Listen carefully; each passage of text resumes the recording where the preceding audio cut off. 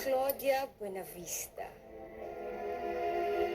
So, you're alive. Nagulat ka? Not really. Alam ko naman yung mga katulad mo na masamang damo. Kahit putulin mo, tutubo at tutubo pa rin. Mabuti naman at alam mo, Amor. And I admire you for that. Naloko mong lahat. But not me. Alam kong lalabas ka rin. Pero hindi ko yata nabalitaan ang coming out party mo. Meron ba? I don't want to have anything to do with you now, Amor.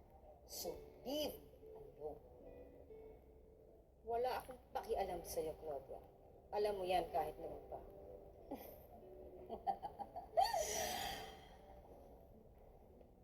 Come on. Huwag kang ipokrita. You're running after me.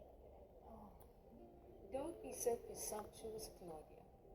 At sino ka para pag-aksayan ko ng panahon? At bakit ka dumidikit kay Jen? May plano kayo sa akin? Nakakatawa ka, Claudia. Natatakot ka sa multong ikaw mismo ang gumawa. After all the things that you did to me, hindi lang ang isang katulad mo ang tutungi sa mga kamay ko.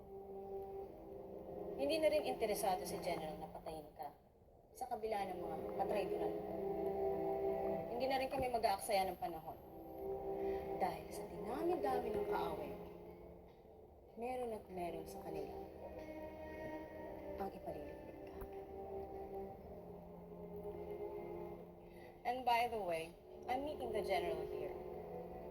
In fact, he'll be here any minute now.